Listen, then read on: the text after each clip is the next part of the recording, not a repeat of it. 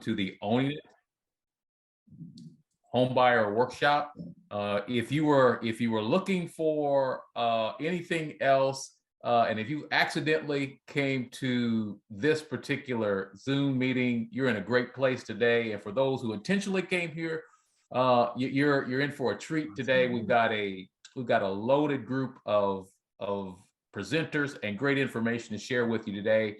My name is Roy Sutton, and John, if you could advance us to the next slide, we will get started with our workshop today and get an opportunity to really talk to those who have decided to think about homeownership as their next journey.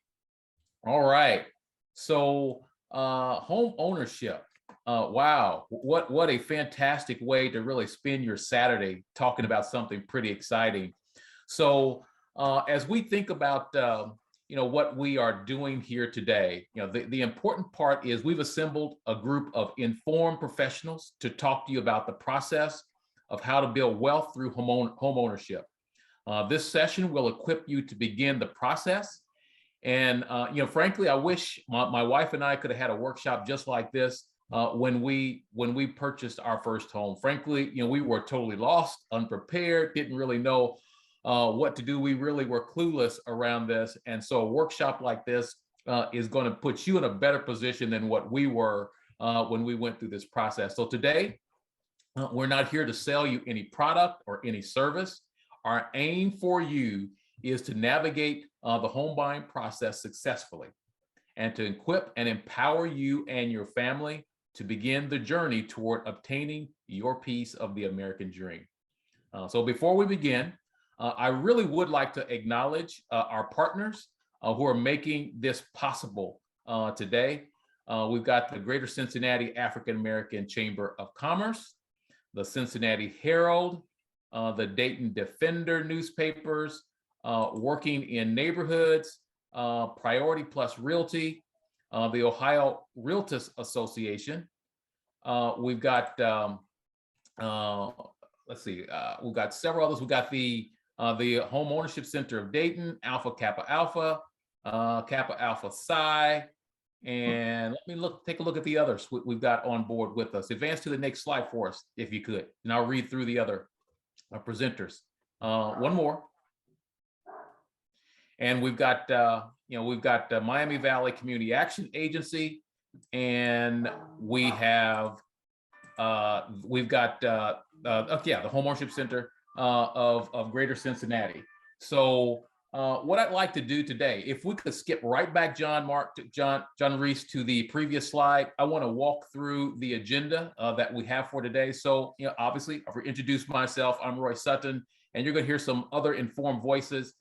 So if you look at the agenda, we're going to talk about the benefits of home ownership. We're going to talk about credit repair. We're going to talk about finding a home in your price range. We're going to talk about Mortgage 101 and down payment assistance. Don't sleep on that one. It's extremely important. And then we're going to talk about finding your home, and we're going to provide some time for you to have question and answer throughout this workshop as well. And so we got Q&A in there, and we got some prizes that we have prepared for our workshop today. So we are really looking forward to a fantastic opportunity to really share with you, what we think is one of the most important opportunities to build wealth for you and your family. So if we could skip to the next slide, please. All right, so our next presenter is Maria Rutherford Long. And I tell you what, before we get into Maria, if you want to walk them through the housekeeping steps for today, so they might have the absolute best experience. Maria Rutherford Long.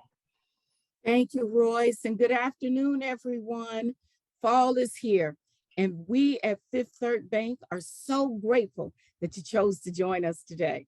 This is a great opportunity for you to get some information that can assist you wherever you are in your home buying journey. And we have experts on the line today from Cincinnati and Dayton, and they're going to share so many good things with you. As Roy said, my name is Maria Rutherford Long, and I'm the CD Manager, Community Economic Development Manager, covering Dayton and Cincinnati with Royce. who is our senior market manager for Ohio and Kentucky. And we want you to have a great experience. So there are a few tips I want to give you that can assist you along the way. Number one, please mute your electronic device, that whether that's a phone or a tablet or a laptop. This will assist in eliminating any background noises and disruptions. Number two, go to a quiet place if you can to eliminate distractions around you. And this will help you stay focused on the information that can lead you to purchasing your dream home. Three, take good notes because it's not possible to remember all the information that you'll hear. But I often take a picture of the screen with my cell phone or do a screenshot. Either way, you'll want to have something to refer back to later. Number four, ask questions throughout the chat, throughout this presentation. You will see the chat feature where you can place your question and we will absolutely get to it. There are no silly questions. Remember that we have all been there too, where you are, and we had lots of questions too. Number five, a few of your questions may be answered from the chat section after each one of the sessions, but for the sake of time, we're going to answer most of the questions at the end, so be patient. We will also provide you with another opportunity to have your questions answered. We do this through what we call our deep dive. It'll be Monday at 6 p.m. And at the end of the presentation, you'll see the link that you can take a picture of and join us for a deeper, more interesting conversation. Well, it won't be more interesting, but it'll be a deeper conversation about where you are in your home buying journey. We'll have a mortgage and realtor experts on the line. Also, we will be drawing for two $25 gift cards. So 2 participants on this presentation and in this workshop are eligible to win today, so stay engaged. And finally, you will also receive a couple of follow-ups from our team, an email and or a phone call, and maybe both. And so at this time, I'd like to get you started on this journey with our first presenter, Dan. Next slide, please. Good afternoon, everybody. My name is Dan Beckley. I'm the Community Lending Sales Manager at Fifth Third Bank in Ohio and Kentucky. And I wanted to talk to you a little bit first this morning or this afternoon about the benefits of homeownership. If you can go to the next slide, please. So one of the biggest challenges that a lot of the people in the communities that I serve are facing right now is rent and rent rising and their properties being sold and them having to deal with a new landlord or being month to month and then finding out that their rent's going to go up, increasing a whole lot for the next month if they don't do something. Homeownership is a much more stable option. So you can be your own landlord. You can have your rent paying the landlord's property off and paying off their expenses and giving them profit, or you can pay towards your mortgage and pay towards your own property, build your wealth, have things for your children and your heirs to inherit when you pass.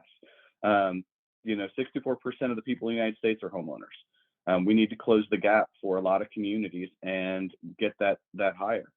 When you're buying cars, when you're buying other items, that the assets are going down. When you're buying a home, historically you've had appreciation. The property values go up. You build equity. When you're paying your mortgage down, you're building that wealth that you can use with equity lines of credit and other ways to help solve issues that come across, as you go, and you have that collateral to work with. It's not a lifetime decision. A lot of people think that if you get a 30-year mortgage, that you have to pay that mortgage off before you can sell the property, that you have to live there for an extended period of time. If you do own a property, there is a time period that makes sense. You can't move every year if you purchase a house, but it doesn't mean that you're stuck there forever. Most people keep their house a maximum of about 7 to 8 years before they move to another house or they refinance the property or something happens. You can switch to the next slide, please. So there's also potential tax benefits to being a homeowner. You can potentially deduct mortgage interest. You can deduct property tax payments. The tax incentives are out there for solar panels and energy efficient home improvements, windows, doors and furnaces and things like that. So you can make sure that you want to make sure that you consult your tax advisor first, because they're not available to everybody. But those are things that you can take advantage of only if you're a homeowner. You can't do that for a rental. And one really important thing too is that you can have this be your house. This is for you. This is the way you want to paint the walls, the way you want to paint them. You can hang art. You can do all the things. You can nail things into the wall. You can make changes to the house that you never could if you were a rental. So it gets to be your own special space for you and your family. Go ahead and flip to the next slide. So one of the things that I think is most important about homeownership is being a part of the community. Homeowners tend to really value the neighborhood that they live in and their neighbors and their communities, the groups. They can become an extension of your family. If you have someone who's planning to move once a year and move to different properties, they're not going to be as invested in that neighborhood. They're not going to be as much of a family to the people around, because they may be planning to leaving. But if they're owning that property, there's going to be much more pride and much more cohesion in the neighborhood. And you can go to the next slide. So first, we're going to hear from Rick Williams and Hope Wilson from the Homeownership Center and Working in Neighborhoods, and they're going to talk about credit. Thanks, Dan. Good afternoon, everyone. My name is Rick Williams, and I'm with the Homeownership Center of Greater Cincinnati, and we are a HUD certified counseling agency in Cincinnati. And I'm going to basically talk to you about credit. Credit is on the next slide. This introduces you to the concept of credit. And credit is money that you plan to borrow and how you plan to repay it. And it is measured by a host of entities and people. And it's a measure of how you pay and your history of payment for anything that you've borrowed. Next slide. Credit is described by these 4 components. Capital is basically the money that you're borrowing when you use credit. So if it's something as simple as a credit card that you're using at a store, or a major purchase like a home that we're discussing today, the money that you're borrowing for that is capital. Capacity is your ability to pay that money back. So from the simplicity of a credit card, making those monthly payments, if you can go back to the previous slide. Yes, thanks. Capacity is your ability to pay that money back. Character is something that you form based on your history of paying your bills on time. So those monthly credit card payments, making those bills or paying those on time, making those monthly mortgage payments, paying them on time, it starts to create a picture of your character from a credit perspective. And collateral is an asset, something that you have that the bank sees or a lender sees that they will grab if you default on the loan, if you don't pay the loan back.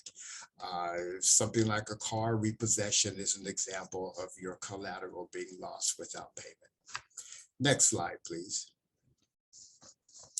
Credit reports. There's reporting on all of the borrowing that you do. And they are reported through 3 credit agencies: Equifax, TransUnion, and Experian. And they include in the second bullet this type of information about you and everything that you've borrowed historically. And they're used by lenders, insurance companies, stores, and others, landlords, utility companies, and they're looking to see the history of how you've made your payments, how you've paid things back, and then how much credit you typically use. Having a lot of credit lines on that report is sometimes not a good thing, but having no credit history is also not a good thing. So balancing that, but this report gives that story. And there's information on it that stays for a period of time. So you will start to see, based on the credit line item, how long it stays on the report. All of those things you'll be able to see. And each bureau will allow you to, for free, get a copy of your report with them. And that's important for you to do because it is not uncommon for there to be mistakes on it. Next slide, please.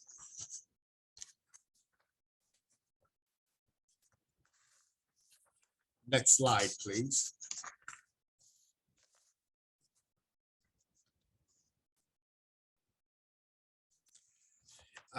Credit score, your history is broken down to a score, and that score demonstrates a lot of information. And this graph here breaks down the pieces of that score, how that score is created, and the importance of those pieces. So as you can see, payment history is more important than the new credit, new things that you're borrowing when it comes to creating that score, but it gives you an idea of how that score is created.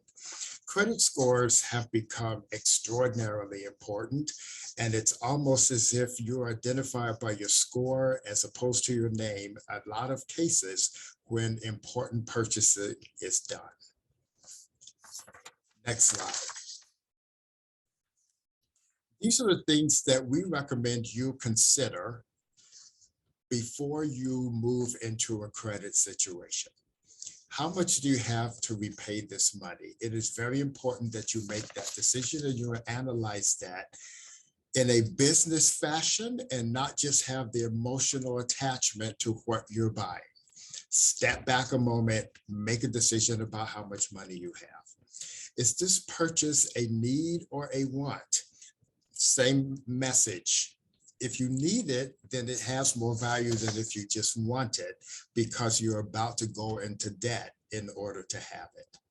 Will the item last longer than the repayment? That is important because depending on what you're buying, that adds to whether it is a wise purchase.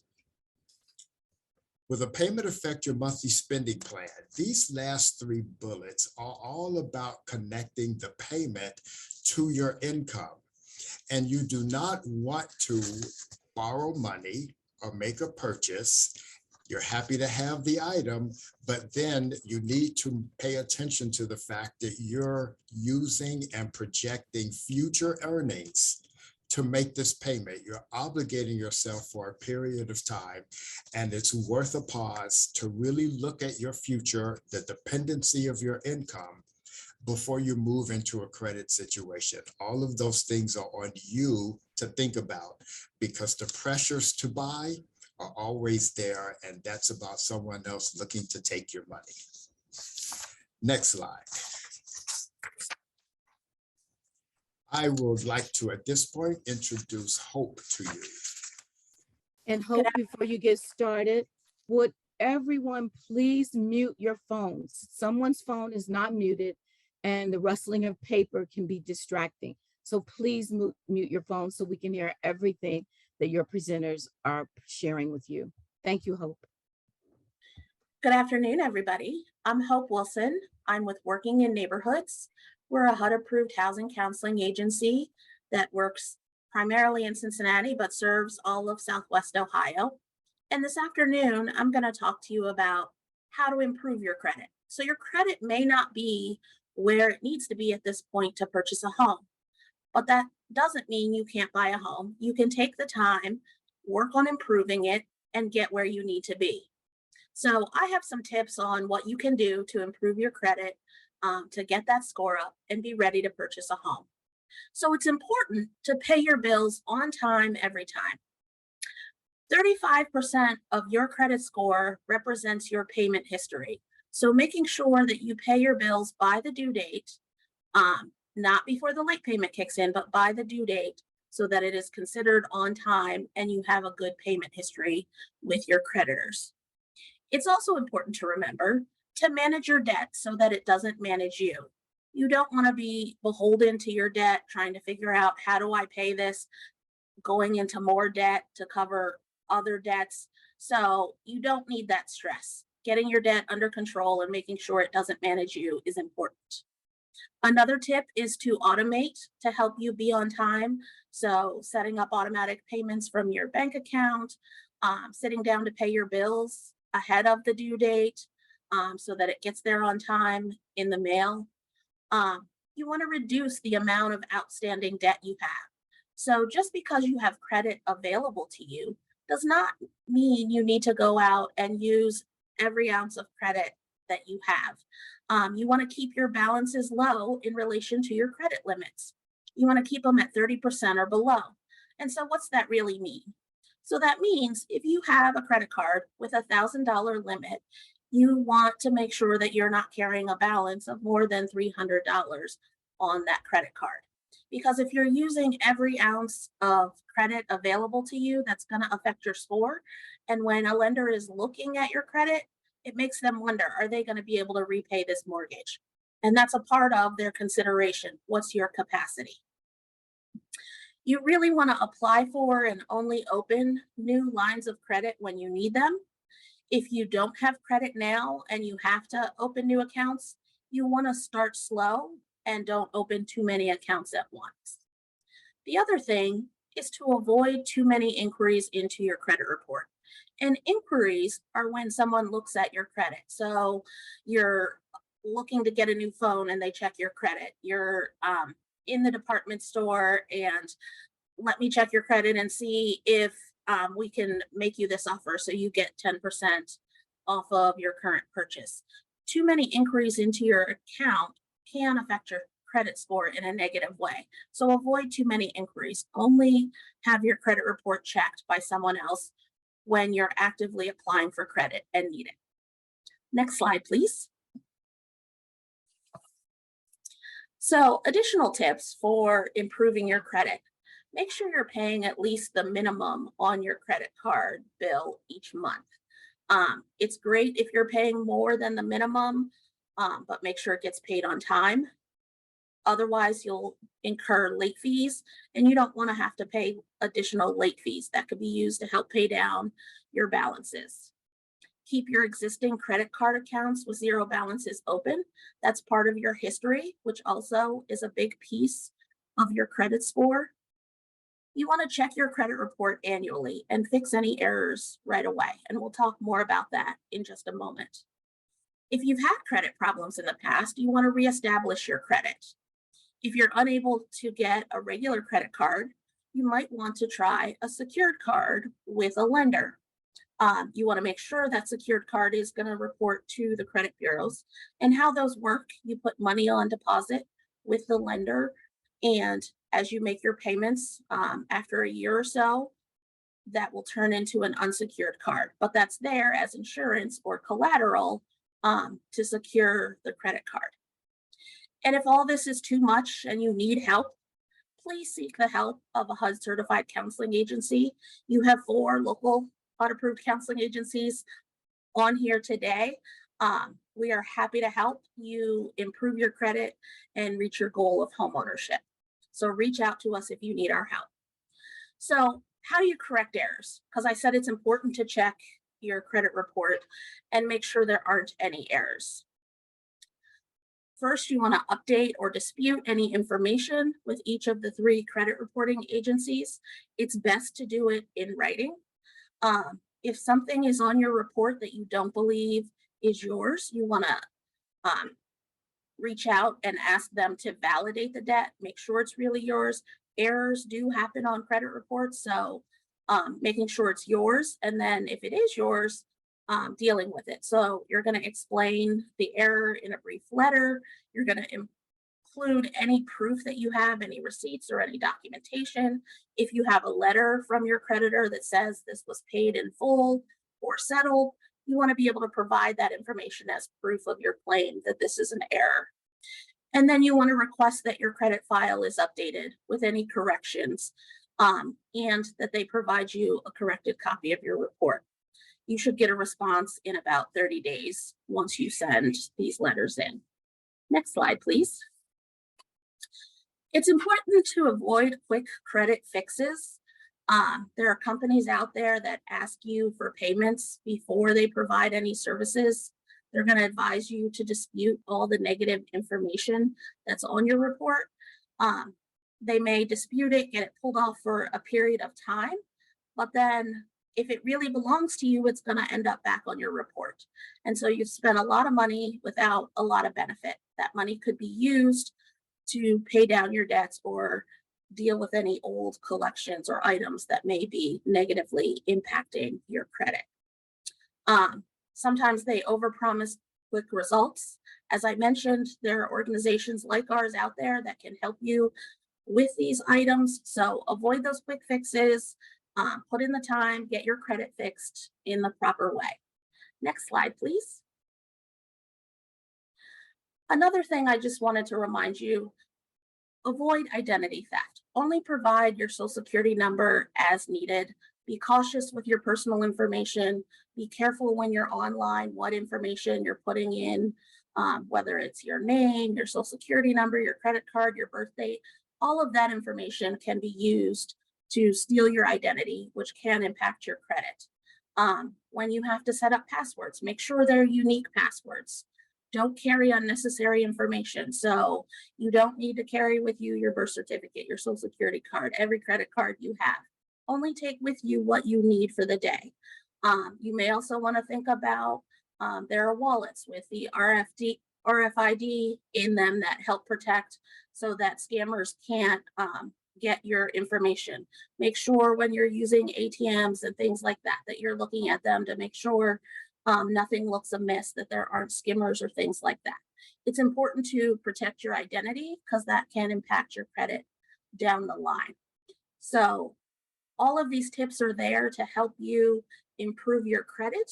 Good luck on your journey. And now I'm going to turn it over to Vicki, our next presenter, who's going to talk about your price range. Vicki, before we get started, there are a few comments, and I wanted to ask John Reese to see if there are any questions around these two topics that we just talked about, credit, on Facebook. Are there any questions on Facebook, John? Yeah, actually, this is Walter. And the first question was, the person asked the question that haven't really ever had great credit over the past 10 years, working to rebuild my credit. What should be the tipping point for me before I could apply for a home? Great question. So Rick or Hope? Okay. The first thing I would recommend doing is taking a look at your credit report, and you can go to annualcreditreport.com and get your credit report, know what's on there, and then if there are errors, correct them. If you've had negative credit, deal with those collections and things, and then begin rebuilding your credit. Would they be able to come to some of the leaders that are on this presentation to maybe do a one-on-one look at it? Because credit reports are difficult to read for anybody. And having an expert on your team or in some of the other organizations' team could be helpful. Are they able to do that? Yes, they are. They're able to go to one of the organizations in the presentation here. And in addition, Hope mentioned earlier the importance of getting some documentation to fix things. It's important that your credit report presents your current situation. It sounds like you're motivated to do some things that are different. Your credit report you need to make sure that it presents that difference. And yes, you can get that assistance from any of the HUD certified counseling agencies. Yes, and we'll have those contact numbers and names at the end of this presentation. Now let's keep going. Hey, Maria, Yes, one question. Sure. This is such a timely topic around credit, and it sometimes it gives all of us a little bit of a heartburn when we think about credit. And either Hope or Rick, I'd like for you, if you could you give us really some idea? We've heard the pointers on things that we can do to protect our credit. We've heard some ideas on what it looks like. How does a person know that they're actually making progress toward improving their credit? Because there's so many agencies out there that offer credit scores. Can you talk about that a little bit? Yes, one of the great things about going to a HUD certified counseling agency is we can review your credit reports without it being presented to the bureaus. And the ability for that to occur, to review those things and then identify any issues that we can together address for you on your behalf, is a great benefit to that. And also patience. It sometimes takes a bit to actually move to a different presentation. And If I can go add ahead. one more, if I can add one more piece to that, there are different scoring models out there. So some people use Credit Karma or Credit Sesame to check their credit and know what's going on, and they get a score from that. Your credit card may provide a score. There are many different scoring models out there. Different credit providers and lenders use different scoring models, so they may be different than the ones that you're looking at.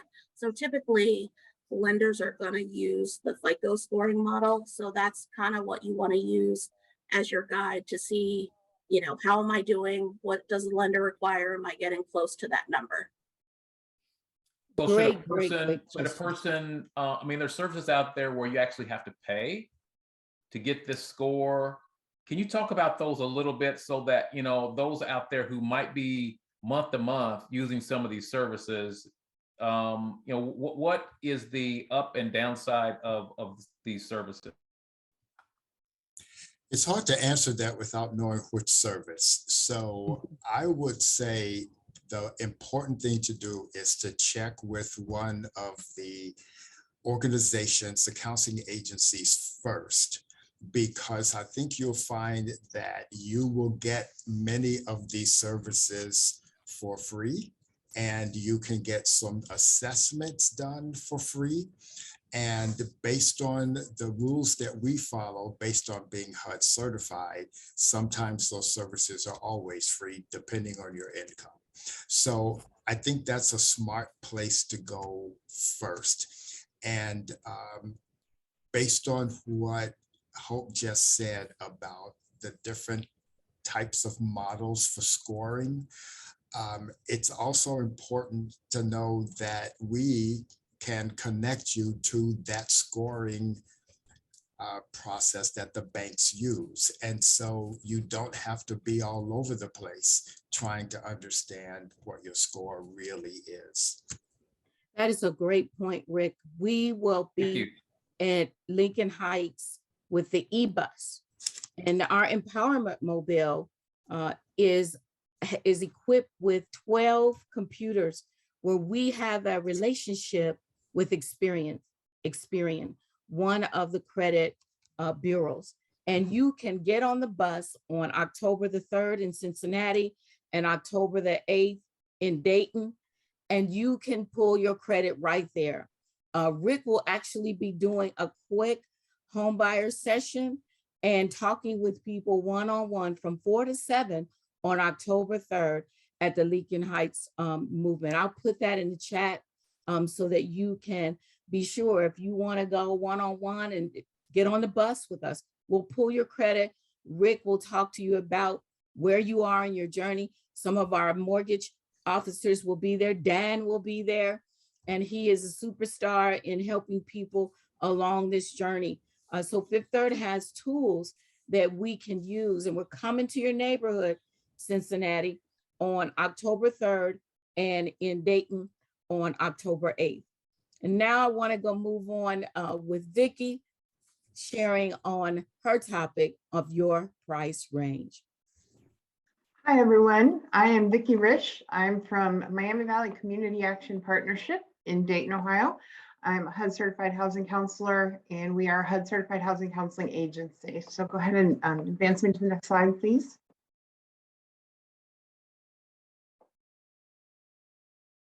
Next slide, please. Thank you. So we've been doing housing counseling at Miami Valley CAP since 2007. I've been on board for all of that time, so make me feel old today. We do first-time homebuyer counseling. We also do foreclosure prevention and post-purchase counseling and some credit counseling to help buyers get ready to purchase homes. Can go ahead and advance, please. So we're going to talk a bit about sustainable homeownership and financial success.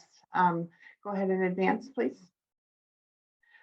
So lenders do mortgage affordability calculations based on gross income. I think that's something important to understand. We all live within our monthly budgets. We spend the money we bring home, but lenders lend on gross income before the taxes come out, before the insurance comes out, before the union dues or uniforms might come out of your paycheck. And so they are looking at the full income pre-deduction. So they will calculate affordability at those rates. If you can afford a mortgage of $1,531 on a $58,900 income, you do need to be sure that you have less than $470 in monthly debt. This is a sample calculation so that people can understand kind of what you might be able to afford.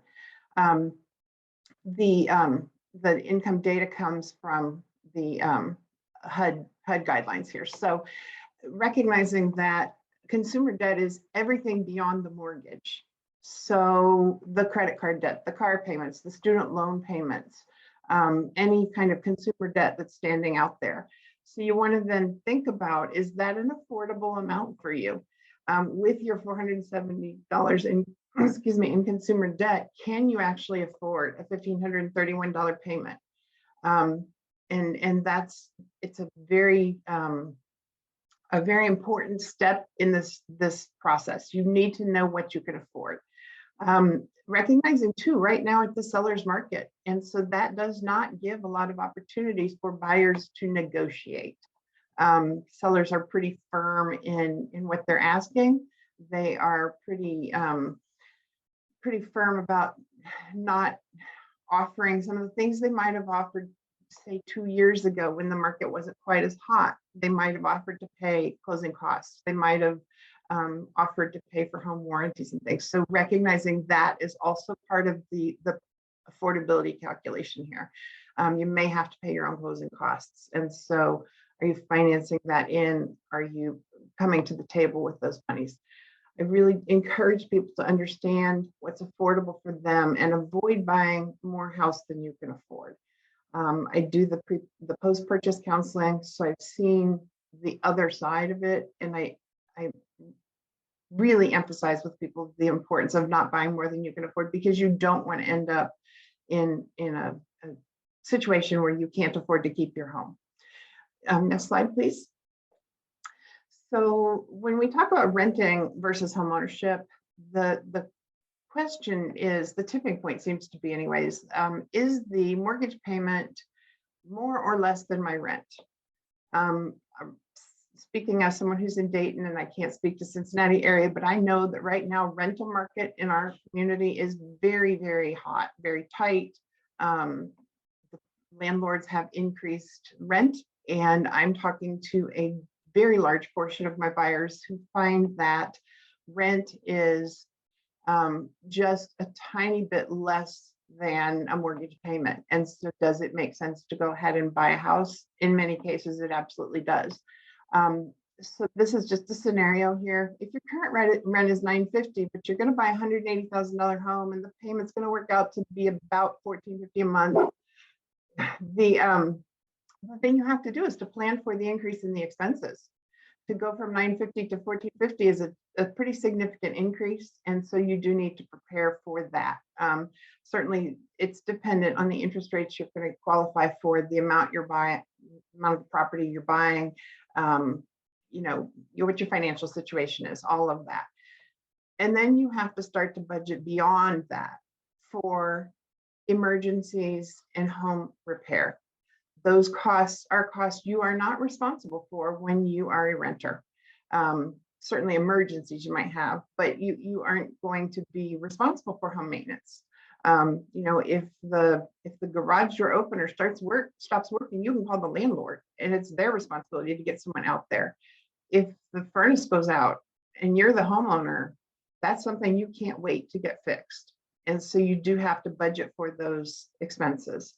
So we really do, as counselors discourage people from taking on more of a mortgage payment than you can afford. So when you are ready to go to talk to a lender, you need to be clear in your conversations with them about the fact that this is what you can afford. This might, the higher number might be what they're going to lend to you, but you want to be sure you understand and that they understand what you can afford. So Save the Dream Ohio is a program that has come in during COVID. It's a program that's been in existence over the course of my career doing this work repeatedly. I think this is our third Save the Dream Ohio situation. It's a program that can assist homeowners. So we don't want people to think that if they've bought a house and then they've had an unexpected crisis, something that has impacted them financially, we don't want them to think that there is no help out there. HUD certified counseling agencies can help you navigate through the process of working with the lender, but the Save the Dream program is out there as well. And the hardship they're focused on right now is COVID-19, but they've offered programs in the past. And so counselors can also connect you with those kinds of programs if the worst case scenario should happen. Next slide, please. So this is our contact information. I do believe you're going to see that again at the end, but if anybody wanted to take that information down now, it's certainly available to you. That housing@mvcap.com email address does come directly to me. So if you wanted to reach out, I'm happy to talk with you. So now I'm going to go ahead and introduce Lisa Roberts from Homeownership Center of Greater Dayton to talk about saving and additional preparation for the buying process. Hello, this is about knowing your numbers. My name's Lisa Roberts. I am with the Homeownership Center. I am a housing and certified credit counselor there. Next slide, please. The Homeownership Center has been servicing the Dayton area since 2002. We are a part of County Corp, which is a nonprofit agency as well, serving the area since 1980. National certifications are through HUD and NFCC. We do have a first-time homebuyer program. We have our foreclosure prevention program, and we do consumer credit counseling. And this is where we have a debt management program. So we do work with the creditors to see if lower interest rates, monthly payments, and or both is an option. But again, we do go through a very detailed budget to see if it is sustainable. And we look at that as a holistic approach. Next slide, please. Cash flow analysis is so important. We talk about this regardless if a person is in foreclosure, if you are a first-time home buyer, consumer credit counseling, because we need to know what's going in versus what's coming out of your income. So look at net income, the income that is deposited into your bank. So whether it's working income, child support, alimony, whatever source of income it is. Look at all household expenses. That means consumer debt that you're paying each month, groceries, gas. These things are very important to know what you're spending each month so you can actually go through your spending plan or budget. Review bank and credit card statements for accurate spending habits. This is a really crucial subject because you want to put everything in perspective as far as categories. So your housing categories, your eating out categories, utilities, that's cell phone, your gas and light bill. So things like this is very important. That way it tells you where you're spending money and how much. Next slide, please. Are you able to save? That's a big question. Do you have any money left over after the monthly expenses? And so that is a surplus of money once you've paid all your monthly living expenses. Do you usually spend all of your money? Is it, about time you've earned your money, you've paid some bills? Do you have a shortage? Again, doing that spending plan, and I use spending plan or budget. Sometimes people get hung up on the wording. but it does the same thing. You're keeping track of what's going on with you, where you're spending money, how much. So really you'll kind of know what's going in and out of your household, and what perhaps you need to set aside maybe the next time. What's an average amount that you're spending each month on certain categories. So again, that's why those categories are very important to put. That way, you know, when you're looking at statements or your credit card bills, you have an idea of how much you've been spending eating out, how much maybe you've used in gas. Next slide, please. Establish ability to save. Fixed expenses are your rent payment, car payments, childcare. You have an idea what these things are going to be every month. So you definitely, you know, pretty much know what those are. You definitely want to list those. Look for flexible spending. So we look at things as groceries, eating out, your entertainment. These are things what we call optional expenses on some, because if you're eating out, that's something that you actually can kind of back off of or reduce. Entertainment is something else you can reduce. If you find yourself buying a lot of clothing, those are things too that you might be able to reduce. So there's some things that we do have control over, which again, we call them optional expenses. Set limits on areas of flexible spending. So if you're normally are saying that maybe your average that you spend on clothing might be $83 a month or $40 a month, maybe, you know, set some limits on that. Maybe if it's something that you do need, depending on the type of job that you have, you know, maybe you can lessen that, maybe $50 or $35. Again, those are those things you really want to take a look at and see what you can do differently and make those adjustments to increase that cash flow. Next slide. Tips on saving. You can grocery shop somewhere less expensive if that's an option. Aldi's, Walmart, you know, I find that they have pretty decent products as well. You can also kind of look at online, look at their ads. If you go grocery shopping weekly, that way you have an idea maybe where you need to go, the stops you need to make, just kind of make every one trip do. And, you know, you want it to be more beneficial, a beneficial savings. And so you're not trying, you know, gas is very expensive too. So you want to save all around. Clothes shopping, if you want to do a consignment shops or thrift stores, Plato's Closet, things like that. Even Once Upon a Child. And some of those places are not just used. Sometimes people will donate clothes that are actually brand new. So whatever you can do in order to increase that cash flow where you're able to save money.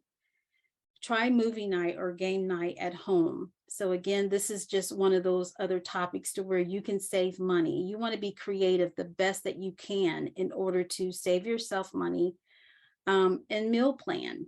So reduce eating out or even carry out. Those can become very expensive, especially if somebody does that. Again, kind of going back to the budget, that's where that tracking comes into play to figure out how much do I really eat out and how much, you know, do I eat carry out food and how much is it costing me? What can I do differently? It's not to say you have to cut it out altogether, but it's just one of those things you really do want to take a look at to see if you can reduce that area. The best way I find is really just, again, tracking your expenses. And you can do that anywhere from 30 to 90 days. It gives you an idea of, again, where you're spending your money and how much. You want to look at those wants versus needs and set those financial goals.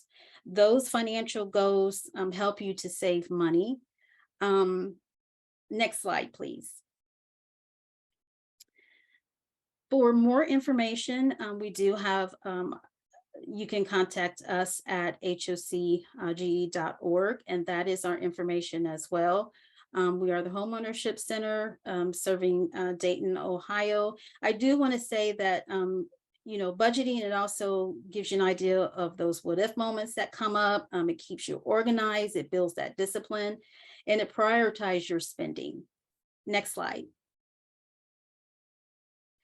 Our next Thank you, Lisa. Lisa, thank you so much. We're Yes. going to take a quick question from Facebook. I Okay. hear Facebook Live is on fire. Thank you, thank you, thank you for joining. If you could do us a really big favor and put your neighborhood and your city where you're tuning in from in the chat. And we're going to take a question, a real quick question from Facebook. Walter, do you have a question from Facebook? John here. Yeah, I do have a question from Facebook. And someone asked, after someone filed bankruptcy, how long will it take before someone can start the process of buying a home? Great question. Lisa? We typically, it's anywhere from 2 to 3 years. And if you have filed bankruptcy, you really do want to work with a HUD-approved counseling agency to kind of see what you can do to get on track to start building back your credit. Absolutely. Thanks so much. And now we have Dan Beckley, Vice President and Community Lending Sales Manager for Ohio and Kentucky. Dan, take it away. Thank you. So just before I start my part of the presentation, I want to comment on that bankruptcy. You can get an FHA loan as soon as 2 years after you file bankruptcy, but the really important part is that you reestablish credit and a payment history after that, after your bankruptcy, and also make sure that you don't have any new delinquent credit. So no new collections, no new items on your credit that are negative. That'll really make it a lot harder. So make sure that you're contacting, medical providers and other places and coming up with solutions for things before they actually go to a collection and hit your credit report. So if you can go ahead and flip to the next slide. Some of these slides are a little redundant from what we've talked about, but what I want to do is talk about it from a lender perspective. So when you're looking at affordability, when you're looking at qualifying, something I really talk about every time that I speak is the difference between what you qualify for and what you can afford. Those are two very, very different things in some situations. So when we look at your debt to income ratios as a lender, as a banker or an independent mortgage company or a mortgage broker, any place that you go to get services for a mortgage, you're going to find that they have very similar guidelines for different programs. So you're going to see that between 28 to 40% are going to be acceptable debt ratios for some programs. Some programs are going to go up to about 45% and even higher with compensating factors. But that's something that you have to make sure that you're paying attention to as far as your affordability. When I speak with people and they talk about having $1,000 rent, and they said, so I can afford $1,000 mortgage, we have to look at the whole picture. Are you paying for any of your utility bills? Is that something that's being paid for by your landlord? Are you thinking about money that you're going to need for repairs? For things that happen with your property, as far as a roof or a furnace or a water heater, something like that. So you have to be able to look, if you're living check to check on $1,000 rent, then $1,000 mortgage might not be wise, even if you can qualify for it.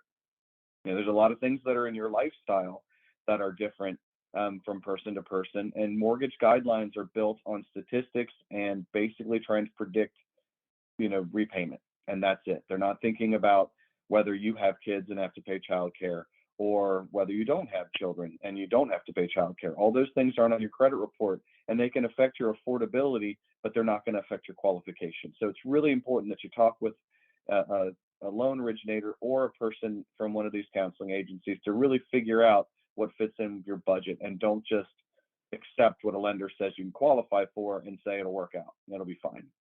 Just really important. If you can flip to the next screen for me, please.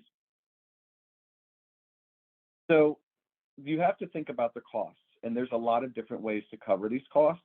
You can cover your costs through grants, down payment assistance, silent second mortgages from different government agencies. The seller can pay some of your closing costs. There's a lot of ways to cover them, but you want to make sure that you understand what is going to be involved in those so that you can plan accordingly for those expenses. So with your closing costs, you're going to have tax escrows and you're going to have tax prorations. You're going to have prepaid homeowners insurance because you pay your first premium that's going to cover the first year.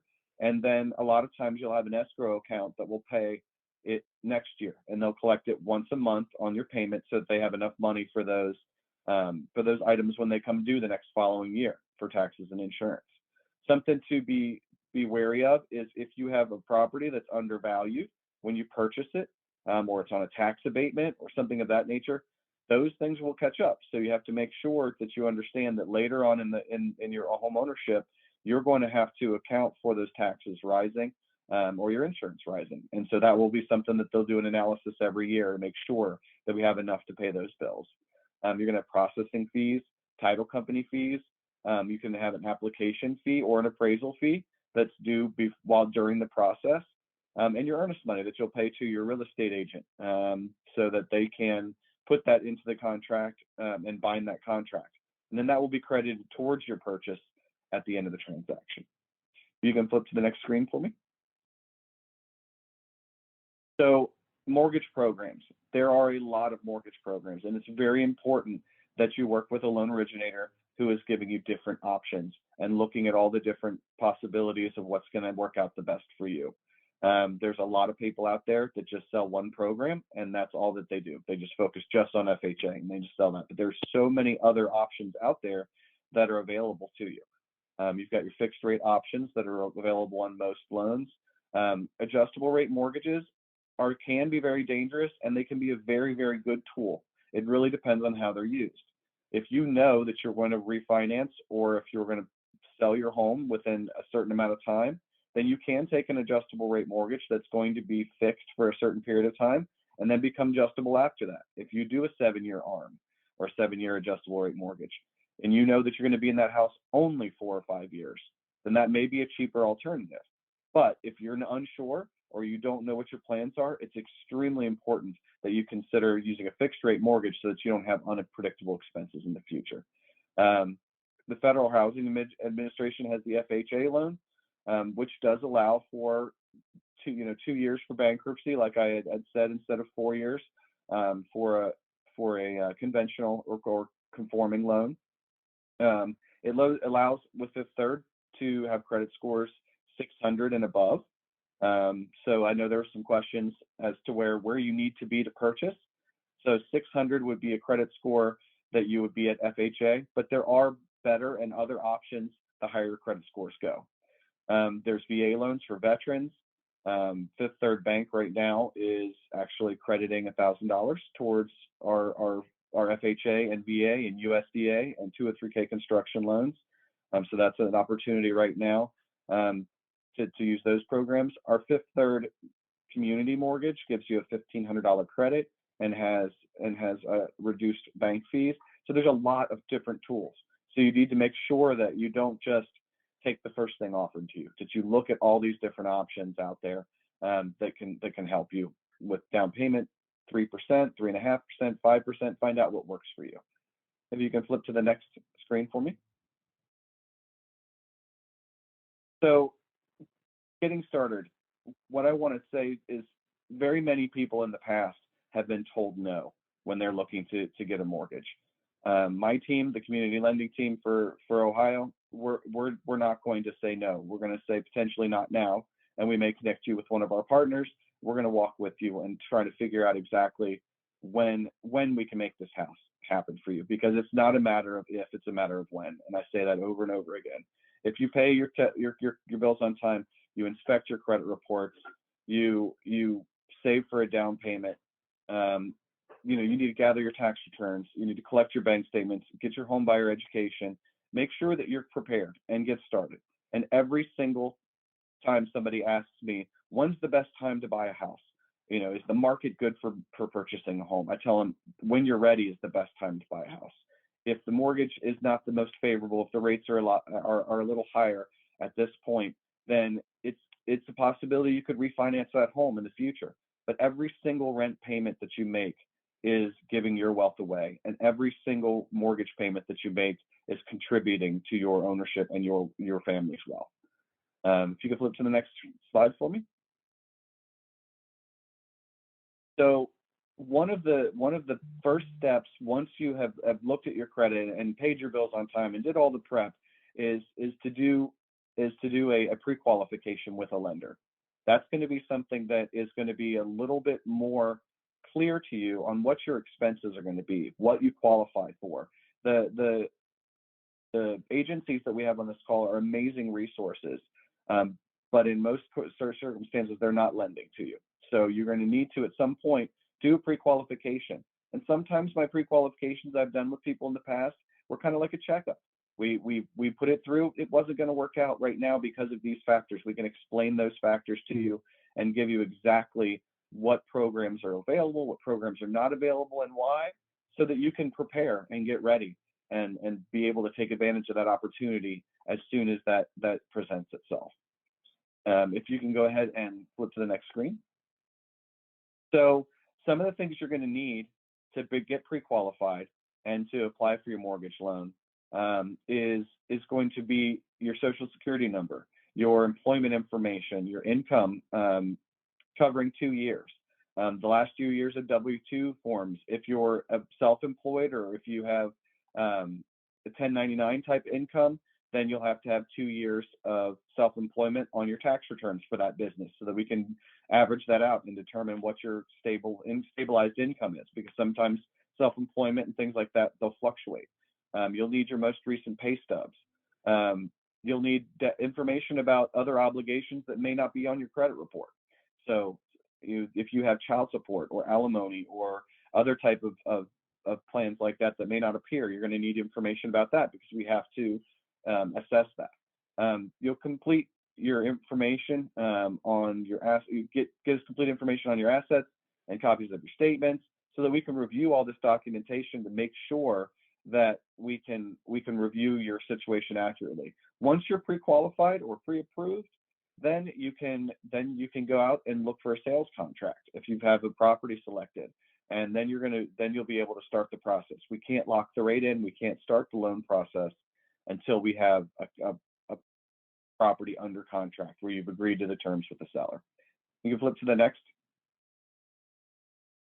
So, we're going to have contact information here and my contact information. Anybody who's interested in getting help from a lender, I'm more than happy to, myself or my team, get with you and find out exactly where you are today and what you need to do to get moving forward. You can flip to the next screen for me. So we have an internal program that I want to talk a little bit about. This is just one of our many things that we have available at Fifth Third Bank. It's our down payment assistance and closing cost assistance. So DPA stands for down payment assistance. So when you're saving for your down payment, we want to make sure that you also have as much money in your pocket after closing as possible so that you can paint the house if you want to, so that you can get new furniture that you might need, so that you can pay for things that may come up, like we had talked about, repairs and other items that are emergencies. So we never want to leave you in a situation where you have no money after closing to get started. That is a bad way to start your homeownership journey. So what we established was a down payment assistance program and a closing cost assistance program. Reason we have the two programs is that FHA does not allow for us to pay the minimum down payment, but we do have options with our portfolio loans and with our Freddie Mac and Fannie Mae different products and programs to use that for down payment and closing costs. So we have actually provided $21 million since 2016 on this program. It's a grant. There is no strings attached. You do not have to pay it back. It's not going to be a second mortgage. It's not going to be a deed restriction. So it works really well with other programs that may be out there from the government or from homeownership centers or from community organizations and government organizations. So we can combine those different products with our down payment assistance program. There are some programs that can't be combined with, but for the most part, it's something that we can combine with lots of different things. So with this program, there are some qualifications. We do want to make sure that we're putting the money into the neighborhoods that are not served. We want to make sure that those underserved communities get more help. So if you can flip to the next screen. what we do to determine eligibility is we will go to a website for FFIEC, and it's just ffiec.gov. Any of our originators can help you check to see if different properties in different locations and things are available for the down payment assistance program, but you can look it up yourself as well.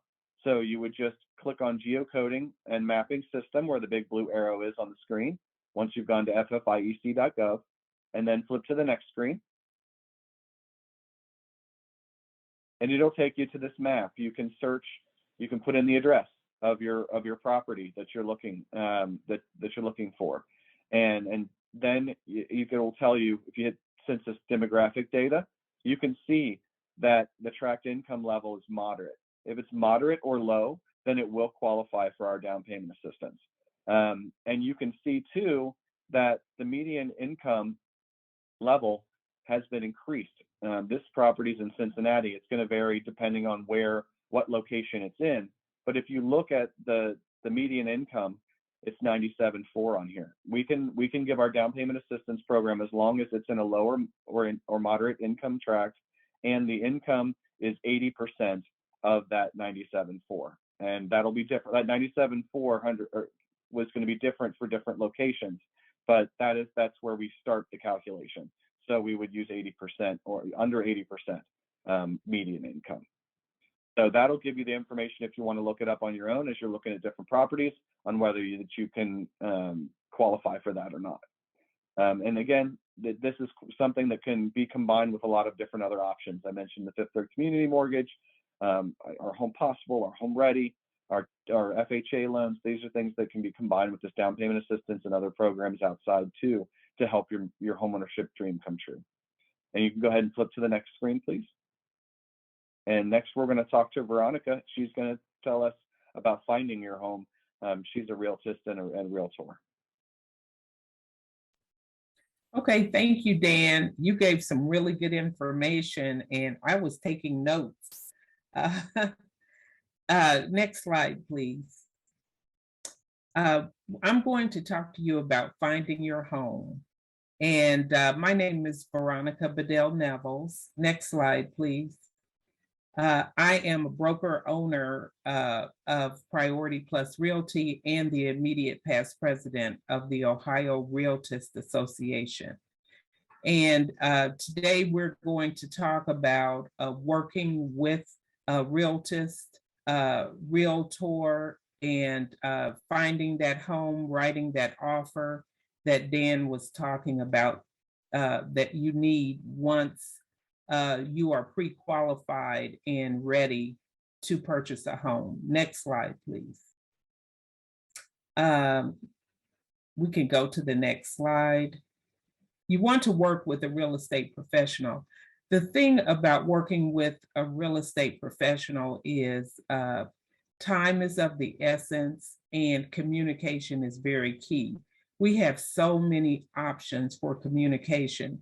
So it's very, very important for you to identify with and communicate with your real estate professional how you want to be communicated with through telephone, email, text, Facebook, whatever it is. They need to know, you need to know, because things run pretty quickly. Next slide, please. So you want to bring your wish list also. When you're meeting with your real estate professional. You want to be able to talk about what you want your monthly payment to be. Just like Dan had said, you might be qualified for a certain amount of money, but you might only want to spend a certain amount. So it's important that that professional knows what you want your monthly payment to be, so that they can keep you within the payment or the price range that is going to best suit you. And we can explain more about that on Monday night. You want to talk about the area that you want to live in, the city or your preference. And you want to talk about what you want in a home, the features, the benefits. I want 4 bedrooms, I want a brick house, I want a basement, that kind of thing you need to talk about with your real estate professional. Next one, please. Also, when I talked about things going pretty quickly, you're going to be excited that you got your pre-approval letter. You're going to be on the MLS, the multiple listing service in your area. You're going to be on Zillow. You're going to be on Realtor.com. You name it. You're going to be riding around and you're going to see some properties that interest you. It's important that you contact your real estate professional immediately. I like for people to text me the address of the home so that we can see, is this house within the price range? It's probably in the location you want, but is it in the price range that you're looking for? And homes move pretty quickly off the market these days. So that's why communication is very, very key. Next slide, please. In writing an offer, once we found a home, you're going to write an offer. There's a lot that's involved in it. And we can talk about that in more detail on Monday. What's inside the offer? Someone did talk about earnest money, and earnest money is your good faith money that you put down to show the seller that you're really interested, seriously interested in purchasing their home. You do get that money back at closing, and it's put in the realtor's bank account. It's a non-interest bearing trust account. So you don't earn any interest on the money that you put up, but you do get that money back at closing. There's home inspection periods in there, seller repair periods, all kinds of things within the offer that are required to make you have a solid contract and that you can present to your bank. Next slide, please. Then the other documents, there are lots of documents, lots of paper. The residential property disclosure, the lead-based paint disclosure, agency disclosure. I mean, there's a lot that goes into purchasing a home, writing the offer, and being able to send that contract to your lender. Next slide, please. So the final process, you're going to probably do your home inspections. We encourage that, and that can take on different forms. It could be a whole house inspection, individual inspections, termite, mold. You're going to have an appraisal. There's going to be title work done. All of this is going to be done simultaneously. And the lender is also going to be asking for documents throughout the process. So don't be surprised if throughout the process, the lender is asking you for more information, more bank statements, more this, more that. I always say they ask for more blood. But anyway, it's really painless. But all of this is taking place at the same time so you can meet your closing date. Next slide, please. So once you hear the word from your lender, you're clear to close. That means you met all of the requirements. The house met the requirements through the appraisal process. You met the requirements, and we're going to schedule your closing. In Ohio, buyers and sellers meet at a roundtable closing. If you're out of state, you can close out of state also. But typically we meet at roundtable closings. The title agent or an attorney is the closer, and you will go in and you will sign your documents. And then the seller will sign the deed, and you will own a home. You'll get your earnest money back. You'll get the keys, the garage door openers, and then you will become a homeowner. Next slide, please.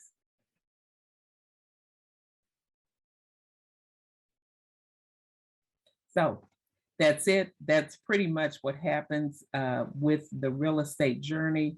The one thing I do want to emphasize is that when you choose a real estate professional, that is the person you should work with. If you don't have a good working relationship with that person, that's when you move to someone else. But you really want to try to choose someone and stick with that particular person. Thank you very much. Good luck on your new journey. Thank you, Veronica. Thank you, thank you, thank you to all of our presenters. Let's get right to the questions. I have loads of questions. I know there's 6 or more questions on Facebook. So the first question is, and I'm going to ask Dan this, what FICO score is best to have for a better or best interest rate? All right, so mortgage lending and pricing has a lot of different factors involved in it. So there are some programs like FHA, which you qualify or you don't with the third bank. Some places price things differently than we do, but we have one set of rates for FHA. So whether you have a 600 score and can qualify, or you have a much higher score, that particular program is going to be on the pricing sheet. When you go to other different things like conventional loans, we're talking about conforming, Freddie Mac, Fannie Mae, we're going to see that your pricing is going to change depending on where your credit score is, depending on how much you're putting down as a down payment, depending on if you have second mortgages involved. There's a lot of different pricing adjustments. So it's not an easy question to answer. Typically, my experience is that if your credit scores are over 740, then you're going to have pretty much the most options at that point. But that doesn't mean that you need to wait until 740 before moving forward. You need to keep your options open, because if you find the perfect home and you're at 639 and you can get an FHA loan, and we can help you with down payment assistance and other grant programs, and we can get that journey started for you, you can get that home. And later, you can improve your situation by refinancing to different programs or making other different things that could happen. I mean, a refinance is not always guaranteed. Rates are higher now than they were 6 months ago. So, I mean, much, much higher. So it's not something that's a benefit for a lot of people right now. But you want to make sure that you can live with what you've selected, but there's always opportunities to improve it in the future. Don't let that hold you back just because you don't have perfect credit and everything's perfect from moving forward towards your dream of homeownership. Thank you so much, Dan. John or Walter, could we get a question from Facebook Live? I know we have a lot, but I'll go alternate Facebook Live to Zoom. Yes, of course. We have one question by Richard E. Coleman, and he says, how does credit rating affect a person who is eligible for a VA home loan? It's from a veteran. Yes. Yes. I can answer that question as well. Something that I have run into, and I've been in this business for 25 years, and there's a lot of veterans who believe that because they have their VA certificate, that they automatically qualify for a VA loan. And it is a requirement that you have your certificate or that you're eligible through the VA, but you also need to be able to satisfy the credit conditions that I believe Rick talked about. You have to have your capacity, you have to have the ability to pay, you have to have the willingness to pay, or your character. You have to have the capital needed, your down payment, or closing costs if necessary. VA is 100% financing, but there are costs as well that are associated with the process, like the items that I went over, earnest money, inspection fees, things like that. So you have to make sure that you have that. And then also the collateral has to be able to qualify. So you have to, the basis of most qualifications for lending are safe, sanitary, sound. Is it safe to be in that house? Are there any health hazards, or are there any different things that could potentially cause problems? Is the roof, leaking, to which could cause rot to where it could fall down or hurt you? Or if there's holes in the floors, or there's some other thing like lead-based paint or other issues or contamination. Sanitary, it's got to be clean enough to be healthy. You can't have, like I said, mold or other items that could make you sick. And then structurally sound. You got to make sure that the house is structurally sound. So all of these different factors are going to lead into whether you can qualify or not. So that's going to be something that you have to assess. And like I said, we can take you wherever you're at and help you get to where you need to be. That's why we have so many experts selected here. So please, please make sure you get a one-on-one with somebody who's an expert to give you all the information that pertains to your situation. And you can join us on the deep dive on Monday, and we'll have that in at the end. You'll see the link. And John, if you can place the link somewhere in the chat, that would be great too. So I'm going to take a question from Vicki Wilkins, and she's on a Zoom. And Vicki wants to know, how long is the home buyer certificate good when you take a class? Do you need to redo the class after a year or so? She took it a year ago. Can she still use the same certificate? Vicki Rich? It lasts a year formally. The certificate is good for 1 year. I have experienced some lenders, though, that based on how close you are to the expiration of that year and when they started working with you, you may be able to still use that certificate. But typically it lasts for 1 year. All right, and is that the same in Dayton? Vicki or Lisa? In my experience, that all the down payment assistance programs I work with say 1 year is what they're looking at. All right. Okay. Do they have to repay, or is it just they can come in? Do they have to spend the dollars every time they come to the class? Well, my services are free, so they don't pay. Okay.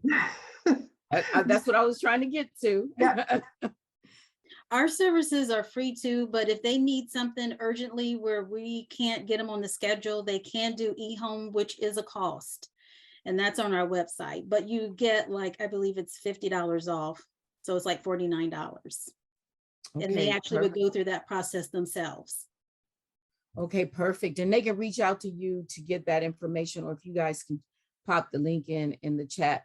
But I prefer, when I took my class, it was really better to be in a classroom versus online. I just needed to be able to develop a relationship with my home buyer counselor. And if you can't get into a in-person, online, there's nothing challenging with it. All right, D-Vision, okay. So I'm going to go to Zoom, and I'm sorry, I'm going to go to John for Facebook. Yes, we have another Facebook question. I'm not sure if this got answered or not, but is My Score IQ a good service? That's a good question. Lisa, have any idea? Rick? I didn't hear the Or Hope? question. Yeah, The I question didn't either. disappeared. Ask the question. John, can you hear us? Yes, can you hear me now? Now we can hear you. What was the Okay. question again? The question from Facebook was, is My Score IQ a good service to use? I have not heard of them. I'm not familiar with them either. So if can your professionals haven't heard of it, Dan, have you heard it? I have, and I would make a comment on all of the different services that are out there. Just as our experts had said earlier, whether you're using, even Fifth Third Identity Alert, which gives you access to your credit scores monthly, or Credit Karma, or you're using any of those other different services that are out there, it's going to be something that you have to use for directional purposes only. You're not going to have the exact same credit score on those systems as you're going to have when you get it pulled by a housing counselor, or if you get it pulled by a banker who's going to do a loan for you. A lot of those places use really good estimators, but the secret sauce for the credit reporting agencies that they sell is the credit score. They sell those credit scores to lenders so that we can make lending decisions based on that history and based on that scoring algorithm. So they're not going to give that away for free, typically.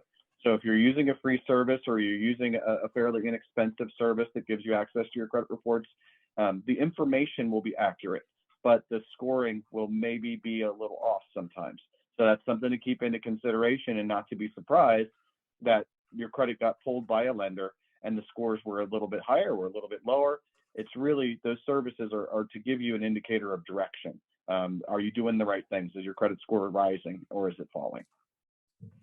And so if you have some free time on October the 3rd, between 4 and 7, we'll be at the Leakin Heights movement, and Rick and his team will be joining us. Dan will be there. You can get on the e-bus and we'll pull your credit for free. It will be a real number because it comes from Experian, one of the 3 credit reporting bureaus. In Dayton, we'll be at the Five Rivers Health Center from 11 to 3. And that Saturday, you can get the same services on the e-bus at the Five Rivers. So join us, and you can reach out to any of these professionals and they will work with you on pulling your credit. If I could, I would add a couple of things to that. And that is sometimes those gimmicky kind of opportunities are sponsored by some lender from who knows where.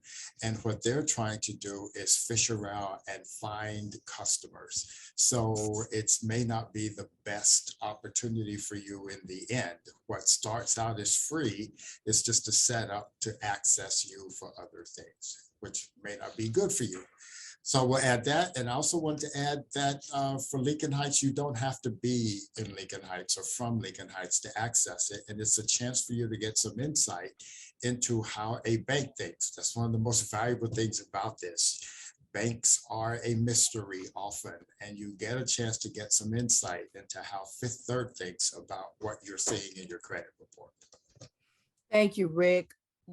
Fifth Third wants to demystify being the one bank that we want people to trust, most value and trust. We want you to be able to feel comfortable approaching us. And that's why we take the e-bus out in the street so that we can show you what we have to offer you and your family and other members in your community. I have another question from Vicki Wilkins in Zoom. And she said, are there programs available for those who have disabilities or who have disabilities as their source of income? And so if they have Social Security disability, can you get a home with that as your source of income? Dan. Absolutely. I have helped a lot of people purchase their first home and multiple homes after that using different disability or retirement income. So Social Security or SSI, SSDI disability, as long as it's a permanent program or an extended program. If you're on short-term disability because you got sick at work or got hurt at work or you got sick and you're short-term, that's not going to be something that we can help you with until it's stabilized again, because that's a temporary income. Same thing as things like unemployment income. You can use that if it's repeating. If you've got, every year you get laid off in the winter because you happen to be in the landscaping or the construction field. That happens a lot. That's recurring and it's normal, and they collect unemployment every year. But if you're temporarily unemployed or temporarily disabled, until you return to work or until you get some sort of permanent income, that will be an obstacle for you. But, there's a lot of sources of income that we can use to help you qualify that a lot of people don't even know that are out there. So housing choice vouchers through HUD and different other things can be used as income. So just remember to speak with your loan officer to make sure. But the key is usually that is assumable to continue for at least 3 years is what we can use typically for our guidelines.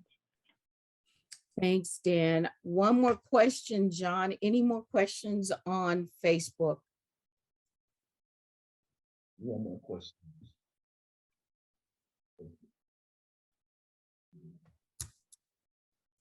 If there are not, that's no problem.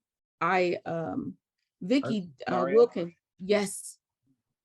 I saw a question earlier that was going through chat that I'm not sure if it was addressed or not, but I can take it. I was getting ready to. Is it the FHA versus convention? It Conventional? is. So yes. That was what I was. I didn't see it covered, but that there's a lot of different programs. FHA has been unfortunately given a hard time by sellers and on real estate agents because it's believed that the appraisals are extremely strict and that it's going to be very, very difficult to close on a home. And while that may have been a little more true in the distant past, conventional appraisals and FHA appraisals have really met in the middle. It really, again, falls to those items that I was talking about, which is the house safe, sanitary, and sound? And if it doesn't meet those qualifications, you're going to have a difficult process getting that home, unless the seller's willing to work with you to fix those items before closing, or if you're doing like a FHA 203K, which is a construction or rehab loan that you can use to fix those as part of the transaction. I could probably give another hour-and-a-half seminar on FHA 203K. So if you want to know more about that, please come to the deep dive. Please talk with us. But that's the main difference. You're going to have upfront mortgage insurance premiums with FHA. You're going to have monthly mortgage insurance premiums for life. There are some conventional programs that don't have mortgage insurance. There's some conventional programs that have reduced. So there's lots of differences between all the different programs.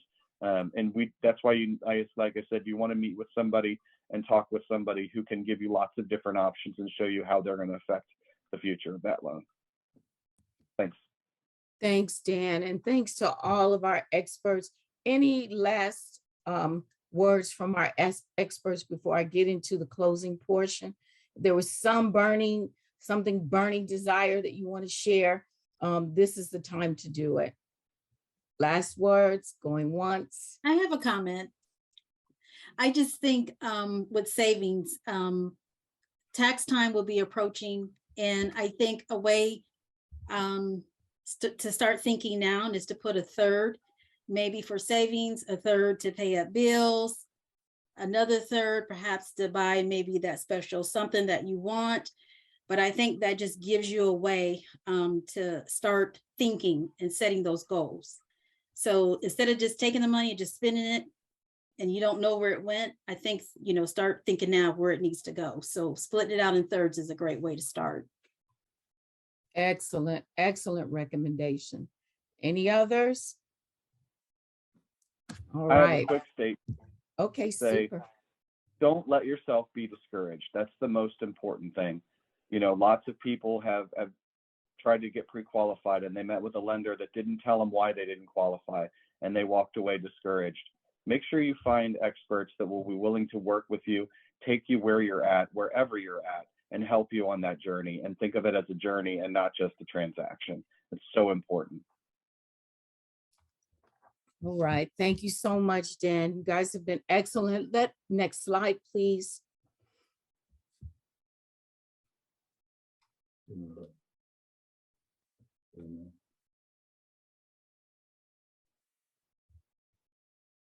And as we're waiting for the next slide, I just want to remind you that this is just the beginning of your journey. You have had a lot of information shared with you in this last hour and a half, and we want to make sure that you have what you need to fulfill your homeownership dream. And the way we want you to do it is to ask more questions of these professionals. Our next slide will help us to do that.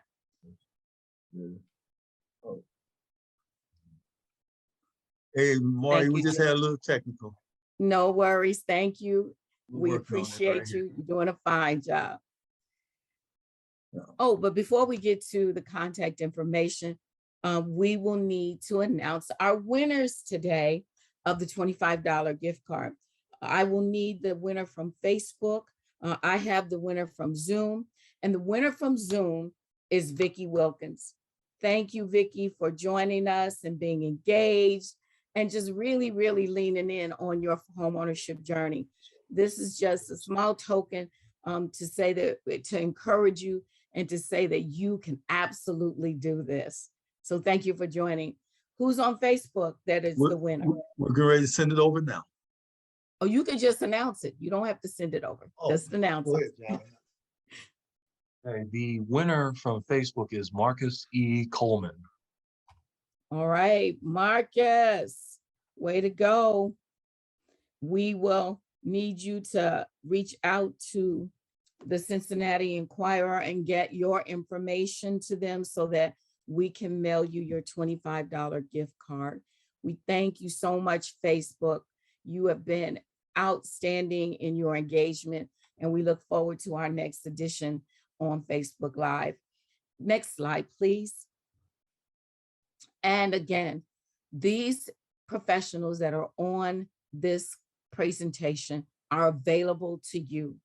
Reach out to them by their email or their phone number. You see their organizations, my number's there, Royce's number's there, Dan's number, all of our numbers are there. So please take a picture of this, a screenshot, and reach out to us and learn more about the programs that can assist you personally, one-on-one, with how you reach your homeownership dream. I'm going to go to the next slide, and we'll come back to this at the end. We want to invite you also to continue this journey with a deep dive. And that means coming in and asking more personal questions around your homeownership journey. As you can see, the link is there. It's also, John placed it in the chat. So you can join us on this Monday from 6 to 7 to ask more questions. It won't be as extensive as what we've just done, but you can be specific about your questions. And so we hope you'll join us then, for those of you who have really made the decision and are ready to go. The next slide, please. And then I just want our fearless leader, Royce Sutton, to close us out and to give you a last bit of encouragement. We are so grateful that you joined. Royce? Thank you, Maria, and thank you for all the presenters who really just, you really killed it today. You really shared some valuable information. And for those of you who are out there listening, now I do understand this is probably a little overwhelming to you. It's a lot of stuff coming at you, especially if you're hearing this for the very first time, but I assure you, every person on this call is committed to your success. So if there's any questions that you may have, things that you didn't understand, we'll take whatever time is needed to walk you through that. Dan is here, Rick is here, and the whole list of folks are ready to take your questions. I absolutely believe the Fifth Third Mortgage team is the best mortgage team in the industry.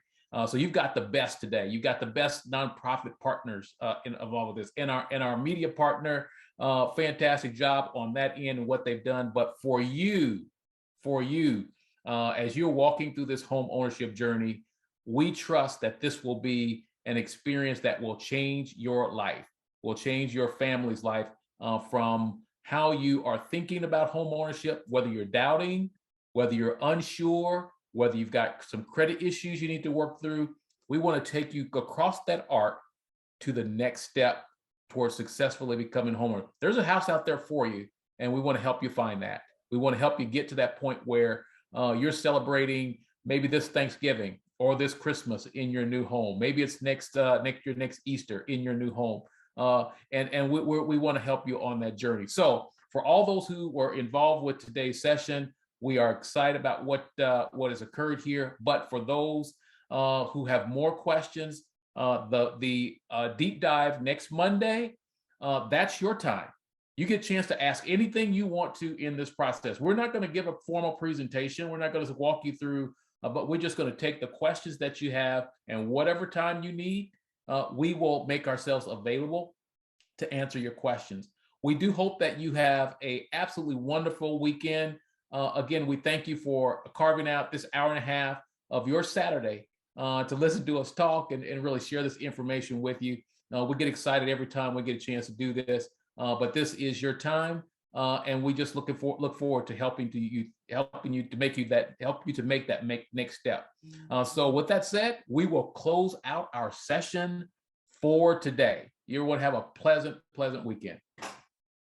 Bye-bye, everybody, and thank you.